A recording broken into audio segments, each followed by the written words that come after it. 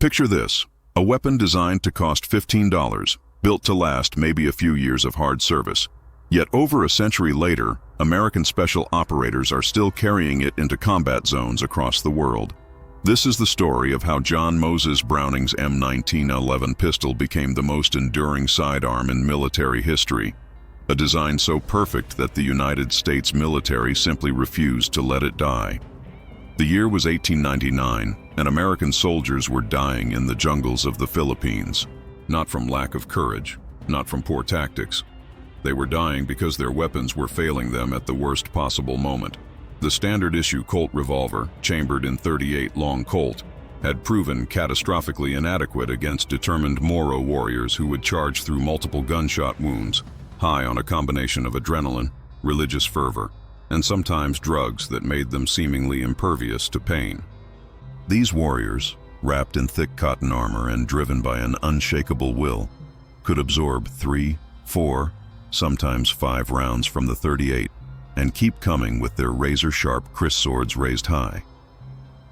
One account tells of a Moro fighter who took 14 rounds from American firearms before finally collapsing just feet from his intended target. Another describes a warrior who, despite being shot multiple times, managed to decapitate an American officer before succumbing to his wounds. The jungle was turning into a nightmare where American soldiers would empty their revolvers into charging enemies only to be cut down in brutal hand-to-hand combat. The psychological impact was devastating. When your service weapon becomes unreliable, when you can no longer trust that pulling the trigger will stop the threat in front of you, everything changes. Soldiers began to lose confidence. Some requisitioned old .45 caliber single-action revolvers from the Spanish-American War, preferring the slower but more powerful weapon. Others resorted to carrying shotguns as sidearms, anything that could deliver stopping power when it mattered most. The crisis reached such a critical point that the United States Army had no choice but to acknowledge the problem. Lives were being lost, not in fair fights, but in situations where American servicemen should have had the advantage. The military brass convened boards, studied reports, interviewed survivors, and examined the wounds on both the living and the dead. Their conclusion was unanimous and stark. The American military needed a new sidearm, and it needed it urgently.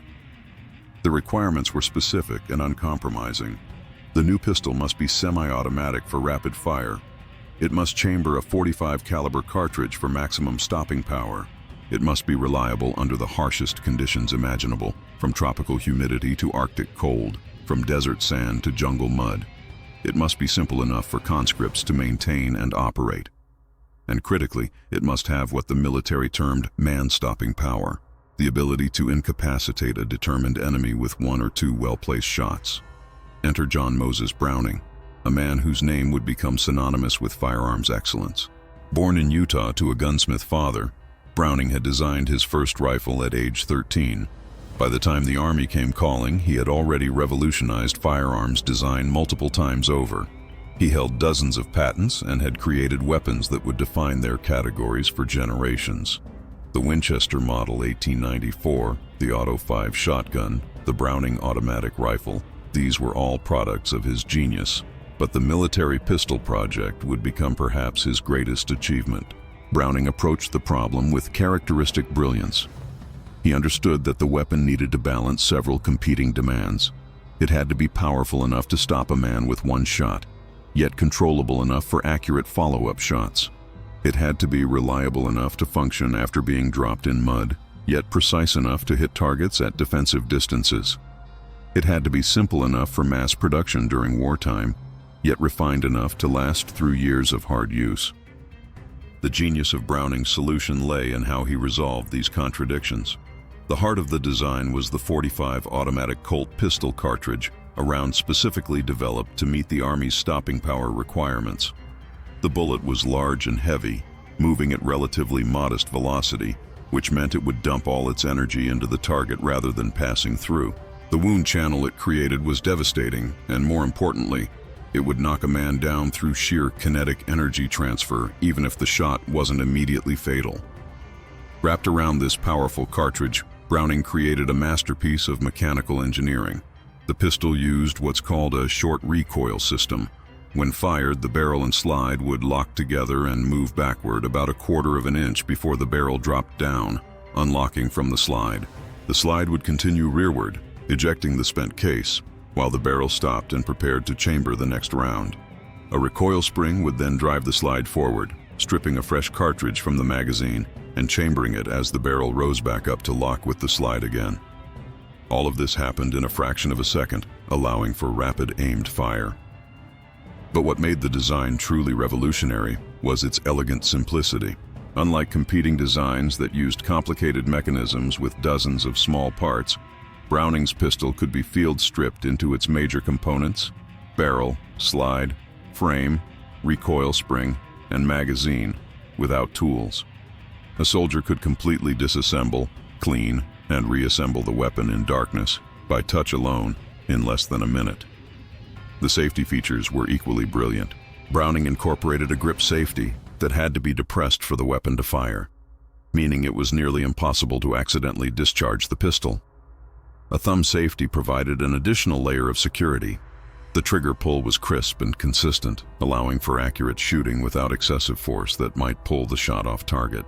The sights were simple but effective, a blade front and notch rear that allowed for quick target acquisition. The 7-round magazine was reliable and easy to load, with a magazine release positioned perfectly for the shooting hand's thumb. In 1906, the United States Army announced it would conduct extensive trials to select its new service pistol. Manufacturers from across America and Europe submitted their designs. Colt submitted Browning's pistol. Savage Arms submitted their own semi-automatic design. Various European manufacturers sent their offerings.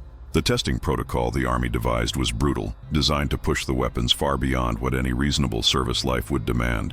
The tests would become legendary in firearms history. Each pistol would fire 6,000 rounds, a number that would take most soldiers years to fire in actual service. But this was just the beginning. After every 1,000 rounds, the weapons would be submerged in water, buried in sand, left out in freezing temperatures, heated until they were almost too hot to touch. Then they would be fired again. If a weapon jammed, the testers would note it, clear the malfunction, and continue. If a part broke, the pistol was disqualified unless the manufacturer could prove it was a fluke. The competition was fierce and unforgiving. One famous test involved coating the pistols in rust and corrosion, then attempting to fire them. Another test had the weapons dropped from heights onto concrete. They were fired with deliberately damaged ammunition. They were fired until the barrels glowed red hot, then immediately dunked in ice water. The Army was determined to find a weapon that simply would not quit under any circumstances. Most of the competing pistols began to fail early in the testing. Springs would break, slides would crack, firing pins would shatter, extractors would tear off. But Browning's design kept functioning. The test reports make for remarkable reading even today. After 6,000 rounds, the Colt Browning pistol showed minimal wear. After being buried in mud and sand, it was cleaned with nothing but a rag and continued firing without malfunction. After exposure to extreme temperatures, it functioned flawlessly. The pistol fired 20,000 rounds during the extended testing, well over 3 times the original requirement, and still functioned perfectly. On March 29, 1911, the United States Army officially adopted Browning's design as the pistol, caliber .45, automatic M1911. The era of America's greatest sidearm had begun. Production ramped up quickly. Colt's factories began turning out thousands of M1911 pistols. The price per unit was approximately $15, an astonishingly low cost for such a sophisticated weapon. The pistols were issued first to officers and cavalry troops, then gradually to other soldiers. Training programs were developed. Maintenance manuals were written, spare parts were stockpiled. And then, in 1917, America entered the First World War, and the M1911 would prove its worth in the most demanding crucible imaginable: combat against a modern, well-equipped enemy. The trenches of France were hell on earth. Mud, rats, poison gas, artillery that could bury men alive or blow them to pieces. Fighting often came down to brutal close-quarters combat in narrow trenches where rifles were too long and unwieldy to be effective. In these nightmarish conditions, the M1911 became a lifeline. Soldiers who carried it developed an almost religious faith in the weapon. It worked when covered in mud. It worked in the rain. It worked in the cold French winter when other weapons seized up. And most importantly, when a German soldier appeared around a corner in the trench, a single shot from the .45 would put him down immediately and permanently. No story better illustrates the M1901's combat effectiveness than that of Alvin York. A former conscientious objector from rural Tennessee, York had overcome his religious reservations about killing and become one of America's most effective soldiers. On October 8, 1918, in the Argonne Forest, York's patrol stumbled into a German position. In the chaos of the firefight, York found himself separated from his unit, facing a German counterattack. What happened next would become legendary. Using his rifle, York began picking off German soldiers with the marksmanship skills he'd developed hunting in the Tennessee hills. But when a German officer led a squad in a desperate bayonet charge directly at him, York dropped his rifle and drew his M1911. The Germans came on screaming, bayonets fixed, certain they could overwhelm this lone American. York fired methodically, starting with the rearmost soldier and working forward so that the others wouldn't immediately realize their comrades were falling. One shot, one kill. Another round, another German dropped. The .45 caliber rounds stopped each charging soldier instantly, massive kinetic energy dropping them in their tracks. York fired 7 rounds from his M1911, emptying the magazine. 7 charging German soldiers fell dead or dying.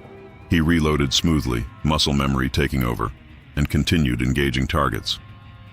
By the time the smoke cleared, York had killed over 20 German soldiers, and, with the help of the survivors from his patrol, captured 132 prisoners.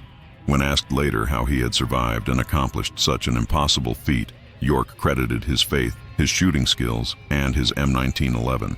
The story made headlines around the world and cemented the pistol's reputation as a lifesaver in close combat. But combat also revealed room for improvement. Soldiers reported that while the pistol was extraordinarily reliable, certain features could be refined. The hammer spur would sometimes bite the web of the shooter's hand during recoil.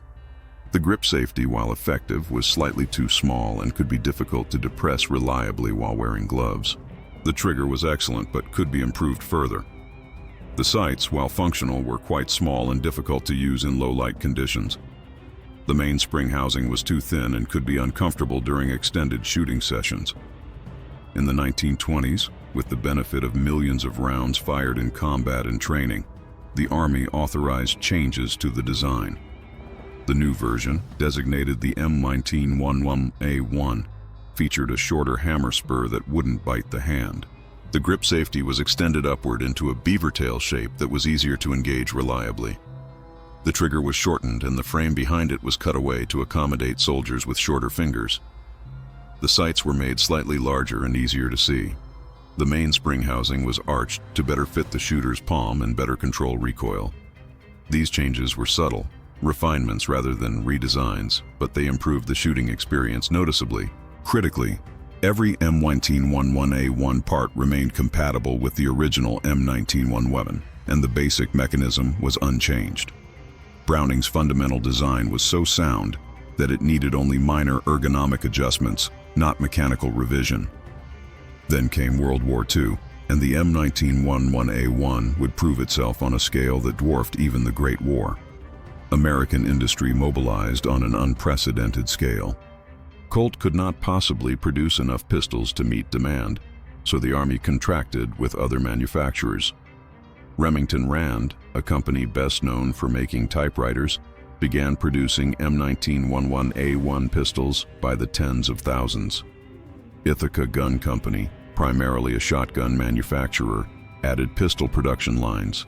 Singer Sewing Machine Company, Union Switch and Signal, even a railroad equipment manufacturer, all began producing M1911A1 pistols.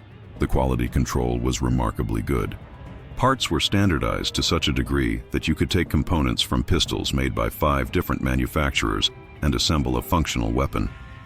Over the course of World War II, nearly 2 million M1911A1 pistols were produced. They served in every theater of war.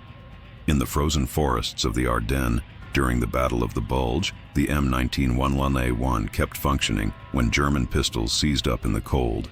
In the scorching deserts of North Africa, the simple design shrugged off sand that would have disabled more complex weapons. In the steaming jungles of the Pacific, the pistol's corrosion-resistant design proved invaluable. On the beaches of Normandy, countless soldiers owed their lives to the stopping power of the .45 when they encountered German soldiers in bunkers and buildings at point-blank range. Tank crews particularly loved the M1911A1. Inside the cramped confines of a Sherman tank, a rifle was useless. But the compact M1911A1 could be drawn and fired in the tight quarters if the tank was disabled, and the crew had to fight their way out. Paratroopers carried M1911A1 pistols as their primary weapon until they could recover their parachute-dropped rifles and heavier weapons. The pistol's reliability after being dropped, soaked, and bounced around during a combat jump made it invaluable for airborne operations. Military police carried the M1911A1 for security duties. Pilots kept one in their survival gear in case they were shot down behind enemy lines. Navy personnel aboard ship carried them. The pistol was simply everywhere American forces fought. The stories from World War II veterans about their M1911A1 pistols could fill libraries. One bomber pilot reported his pistol saved his life when, after crash landing in enemy territory, he used it to hold off hostile forces long enough to be rescued. A Marine on Iwo Jima wrote home about how his M1911A1 never failed him, despite being constantly covered in volcanic sand. An Army sergeant in Europe reported that his pistol fell into a river during a crossing, was retrieved 2 hours later, and fired perfectly after a quick field cleaning. The trust soldiers placed in the weapon became almost mystical. Sergeants would pass their M1911A1 pistols to new recruits as prized possessions, these pistols having served faithfully through multiple campaigns. Some pistols accumulated kill tallies that would have been impressive for a rifle, let alone a sidearm. After the war, as the military downsized and newer weapons were developed, many assumed the M1911A1 would be retired.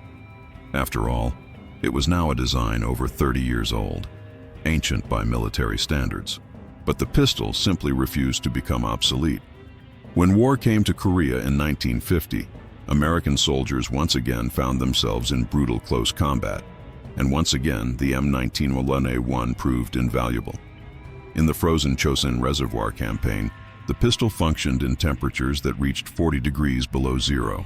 In the close quarters fighting that characterized much of the Korean War, the stopping power of the .45 saved countless lives. Vietnam brought new challenges. The jungle warfare, with its ambushes and close-range firefights, was ideal territory for the M1911A1. But one group of soldiers came to rely on the pistol more than any other: the tunnel rats. These brave, often small-statured soldiers who volunteered to explore and clear the vast tunnel networks the Viet Cong had constructed underground needed a weapon that would stop an enemy instantly in the pitch-black, confined spaces of the tunnels. A rifle was too long and unwieldy. A knife meant getting within arm's reach of an enemy who knew the tunnels intimately, but the M1911A1, with its devastating .45 caliber round, was perfect. One shot in the narrow tunnel would take down an enemy before they could use their own weapons. Tunnel rats often modified their M1911A1 pistols, adding high-visibility sights or suppressors, but they universally praised the weapon's reliability and stopping power. Many credited their survival to the pistol. By the 1970s, the M1911A1 had been in service for over 60 years. The military began seriously considering replacement. Tests were conducted with newer 9mm pistols from European manufacturers. These pistols had higher magazine capacities, 15 or even 17 rounds compared to the M1911A1 7+1. They were made with modern materials and manufacturing techniques. They had ambidextrous controls.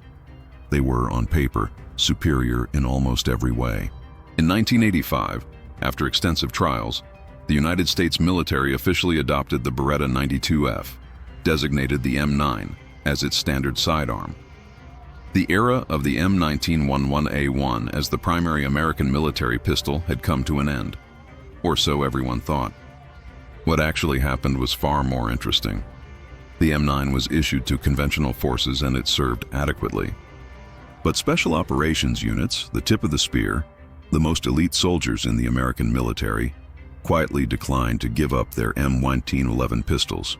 Delta Force, the Army's premier counterterrorism unit, continued using customized M1911 variants. Navy SEALs kept M1911 pistols in their arsenal and frequently chose them for missions. Marine Force reconnaissance units held onto their M1911 pistols. FBI hostage rescue team carried M1911 variants. SWAT teams across America continued using M1911 pattern pistols. When asked why, the answers were remarkably consistent. First, these elite units trusted the stopping power of the .45 ACP cartridge in a way they didn't trust 9mm. In hostage rescue situations, when you need to instantly incapacitate a terrorist who might have his finger on a trigger or a detonator, the .45's ability to cause immediate physical incapacitation through kinetic energy transfer was invaluable. Second, the M1901 single-action trigger pull was superior for precision shooting. When you needed to make a shot that counted, perhaps threading a bullet past a hostage to hit a captor, the M1901's crisp trigger was unmatched.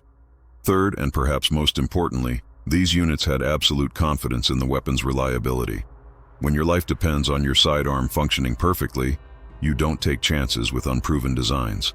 The military and various manufacturers began producing modernized M1911 variants specifically for special operations. These weren't your grandfather's M1911 pistols, though the core design remained unchanged. Modern manufacturing techniques allowed for tighter tolerances and better consistency. Night sights with tritium inserts allowed for low-light shooting. Beavertail grip safeties were extended even further for better control. Ambidextrous thumb safeties accommodated both right and left-handed shooters. Lightweight aluminum frames reduced carry weight. Accessory rails allowed for the mounting of tactical lights and lasers. Match-grade barrels improved accuracy. Extended magazines increased capacity to 8, 9, or even 10 rounds. Specialized finishes improved corrosion resistance beyond even the already impressive M1911A1 standard. But underneath all these modern refinements, John Moses Browning's original mechanism remained intact and unchanged. In 2012, the United States Marine Corps, which had never been entirely happy with the M9, adopted the M45A1 close-quarter battle pistol, a modernized M1911 variant. For issue to Special Operations Marines and Security Forces, the contract specified that the pistols must maintain compatibility with the original M1911 design, while incorporating modern improvements. The chosen design featured a stainless steel slide on an aluminum frame, Novak night sights, a 25-pound recoil spring for improved reliability with modern ammunition, a desert tan Cerakote finish for durability, and an accessory rail for lights. But the trigger, barrel lockup, and basic operating mechanism, pure John Moses Browning, unchanged from 1911. Throughout the 2000s and 2010s, as American forces fought in Iraq and Afghanistan, the M1911 continued to appear. Photographs show Navy SEAL team leaders carrying custom M1911 pistols on raids. Special Forces soldiers deployed with M1911 variants in shoulder holsters. Marine officers carried M45A1 pistols. The weapon that was supposed to have been retired in 1985 simply refused to leave the battlefield. Special operations armorers became experts in building and customizing M1911 pistols, often hand-fitting parts for maximum reliability and accuracy. Some of these custom pistols cost thousands of dollars and represented hundreds of hours of skilled labor. Yet they still used the same basic mechanism as a pistol that had cost $15 when originally produced. Why? Why has this design endured when almost every other military firearm from its era has long since been retired to museums? The answer lies in the fundamental brilliance of Browning's original concept. The M1911 combines several attributes that are rarely found together in firearms design. First, it's mechanically simple. The parts count is low. The design has no unnecessary complications. This means it's reliable, easy to maintain, and difficult to break.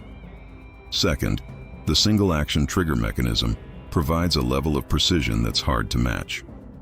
When you need accuracy, the M1911 delivers. Third, the .45 ACP cartridge while limited in magazine capacity, provides stopping power that's simply devastating. Fourth, the pistol points naturally, the grip angle and weight distribution making it easy to shoot accurately with minimal training. Fifth, the design is infinitely customizable. You can modify and improve virtually every component while maintaining the core functionality. But perhaps most importantly, the M1911 has earned trust. Over more than a century of service through 2 world wars, Korea, Vietnam, countless smaller conflicts, and decades of law enforcement use, the pistol has proven itself again and again. It has saved lives in every conceivable situation and environment. From the frozen tundra of Alaska to the scorching deserts of the Middle East, from the jungles of Southeast Asia to the mountains of Afghanistan, the M1911 has functioned flawlessly. That kind of track record is impossible to argue with. When a soldier's life is on the line, proven reliability trumps every other consideration. The numbers tell part of the story. Over 10 million M1911 and M1911A1 pistols have been produced worldwide since 1911. The design has been copied, licensed, and manufactured in dozens of countries. Countless civilian variants exist, from affordable basic models to custom pistols costing more than some cars. The aftermarket for M1911 parts and accessories is enormous, with hundreds of companies producing thousands of different components. Competitive shooters still use M1911 pistols to win championships. Self-defense experts still recommend the design. The M1911 remains one of the most popular pistols in America over a century after its introduction. Think about that for a moment. A weapon designed when horses were still common military transportation, when airplanes were barely a decade old, when radio was cutting-edge technology, remains in frontline military service today. The soldiers who first carried the M1911 in World War I would find a modern M45A1 immediately familiar. Strip away the night sights and rail system, and the mechanism is identical. You could take parts from a 1918 M1911 and install them in a 2024 M45A1, and they would function perfectly. This kind of longevity is unheard of in military equipment. Rifles, machine guns, aircraft, ships, tanks, all have been replaced multiple times over in the span that the M1911 has remained relevant. The human stories behind the statistics make the impact real. A grandfather who carried an M1911A1 ashore at Normandy passes it down to his grandson, who carries an M45A1 in Afghanistan. 3 generations, 1 basic design. A police officer whose father was a tunnel rat in Vietnam carries an M1911 variant on duty, trusting it the same way his father did in the tunnels of Cu Chi. A competitive shooter wins championships with a pistol whose design predates his grandparents. The connections run deep. The M1911 isn't just a weapon, it's a tangible link to history, a piece of America's military heritage that refuses to become a relic. John Moses Browning died in 1926, just 15 years after his pistol was adopted. He never saw it storm the beaches at Normandy, never knew it would serve in the jungles of Vietnam, never imagined it would still be carried by America's warriors a century later. He designed it as a practical solution to a specific military problem, intending it to be reliable, effective, and affordable. That it achieved all 3 goals would have satisfied him. That it became perhaps the most iconic pistol in history, an unkillable design that simply refuses to become obsolete, would likely have amazed even its brilliant creator. The M1911 story challenges our assumptions about technology and progress. We live in an age where products become obsolete within years, where the cutting edge of last decade is the museum piece of today. Yet here's a design from 1911, from an era of dirt roads and gas lamps that remains competitive with weapons developed with computer-aided design, advanced metallurgy, and modern manufacturing techniques. It suggests that sometimes, rarely, a design can be so fundamentally sound, so perfectly matched to its purpose, that it transcends its era and becomes timeless. As I write this, somewhere in the world, an American soldier is carrying a pistol designed over a century ago, trusting his life to John Moses Browning's genius. Somewhere, a police officer is holstering an M1911 variant before going on patrol. Somewhere, a competitive shooter is running through a course of fire with a 1911 pattern pistol. And somewhere, a firearms enthusiast is carefully cleaning and maintaining an M1911, that might have seen service in World War II or Korea or Vietnam, preserving a piece of history that's still fully functional and ready for use. The M1911 was supposed to last a few years. It was supposed to be a stopgap until something better came along. But John Moses Browning, in his workshop over a century ago, created something that couldn't be improved upon in any fundamental way. He designed the perfect combat pistol, a weapon so reliable, so effective, so brilliantly simple, that it achieved something almost unheard of in military history: immortality. The pistol that cost $15 to produce became priceless. The design intended for one war has served in every American conflict since, and based on its continued use by special operations forces around the world, the M1911 story is far from over. This immortal pistol, this triumph of function over fashion, this masterpiece of engineering, continues to serve, just as it has for over 100 years. The question isn't why the M1911 has lasted so long. The question is, what will finally replace it? After a century of service, after countless competitors have tried and failed to make it obsolete, after serving faithfully through the greatest conflicts in human history, John Moses Browning's M1911 remains. And perhaps, just perhaps, it always will. Has the M1911 story changed how you think about design, reliability, or what makes something truly timeless? I want to hear your thoughts. Drop a comment below and share your perspective. Have you or a family member served with the 1911? Do you own one? What does this pistol's century of service tell you about choosing function over fashion? Your stories and insights matter, and I read every comment. Let's keep this conversation going, because together, we're preserving more than just history. We're understanding what makes excellence endure. Hit that subscribe button and join our community of people who appreciate craftsmanship, reliability, and stories that deserve to be remembered.